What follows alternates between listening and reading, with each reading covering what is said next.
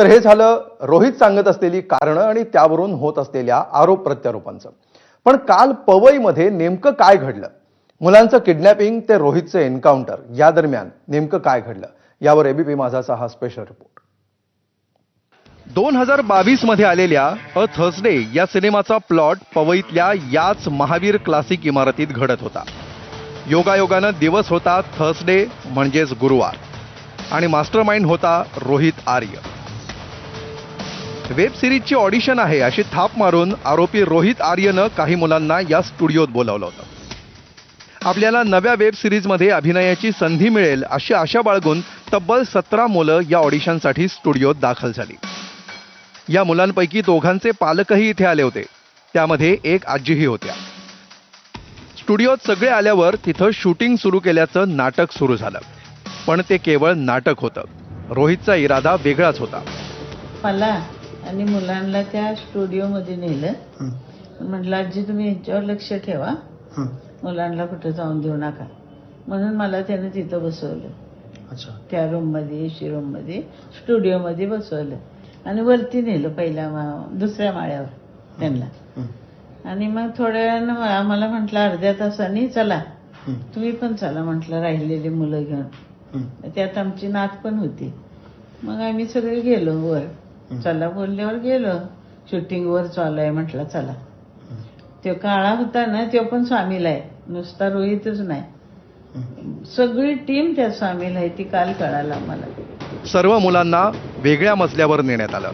शूटिंगचं नाटक संपलं आणि रोहित आर्यच्या डोक्यातल्या खऱ्या सिनेमाचं शूटिंग सुरू झालं.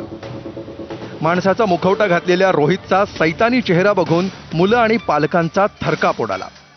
रडण्याच्या, किंकाळ्यांच्या आणि हुंदक्यांच्या आवाजांनी इमारत दणाणून गेली. पहिल्या माळ्यावर त्या रूम मध्ये त्यांच्या एक टीम मधली मुलगी होती, प्रियांका तिचं नाव. मग तिला पण तिथं ठेवलेली, पण ती फोन करायची आणि हसायची सारखी. म्हटली कुणावर बोलते? म्हटलं काय. मग नंतर मी दंगा झाल्यावर तिला विचारलं की काय चाललंय हो खाली, पालक का ओरडते तेवढे, मुलांचे आई वडील एवढे रडते, आणून घेते, मिठी मारून रडते, ते एकमेकाला दंगा लावलाय, काय झालं? म्हणजे काय नाही शूटिंग चाललंय. ती पण सामील आहे. दुपारी 1:15च्या सुमाराला पोलिसांना या घटनेची खबर मिळाली. दरम्यान रोहित आर्यनं एक व्हिडिओ जारी केला. आपण दहशतवादी नसून आपल्या मागण्या नैतिक असल्याचा दावा त्यानं व्हिडिओतून केला. जे रोहित आर्य होता त्याच्यासोबत किती दिवसापासून तुम्ही कनेक्ट होतात? किंवा रोजच असतो आणि ते आमच्याशी खूप फ्रेंडली होता. अच्छा, फ्रेंडली होते. हा, मग आज असं अचानक काय झालं? तुम्हाला काय सांगितलं त्यांनी हे सगळं होण्याआधी? आम्हाला डायरेक्टली वरती पाठवलं. आधी थोडा वेळ त्यांनी डोर उघडा ठेवला होता आणि थोड्या वेळानंतर त्यांनी डोर क्लोज केला.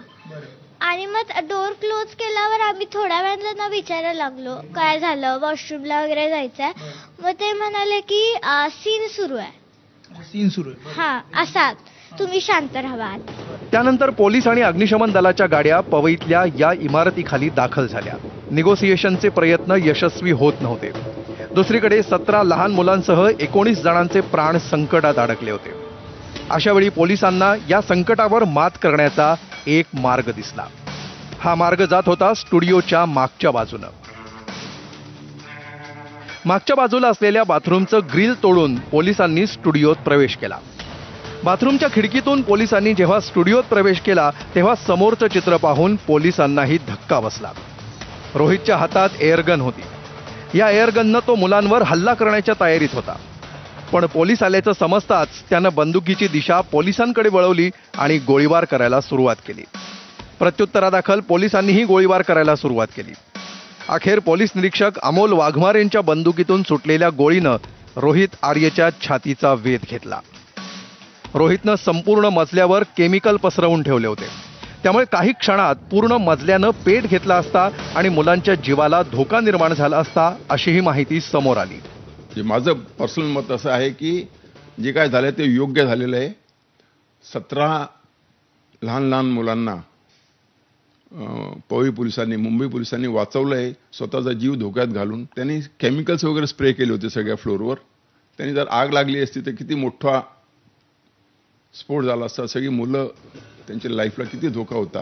पोलिसांनी केलेल्या या कारवाईबाबत अनेक प्रश्न उपस्थित झाले. यथावकाश त्यांची उत्तरही मिळतील. मात्र गुरुवारचं हे थरार नाट्य पुढील अनेक वर्ष ही मुलं आणि त्यांचे कुटुंबीय विसरू शकणार नाहीत एवढं मात्र नक्की. ब्युरो रिपोर्ट, ABP माझा.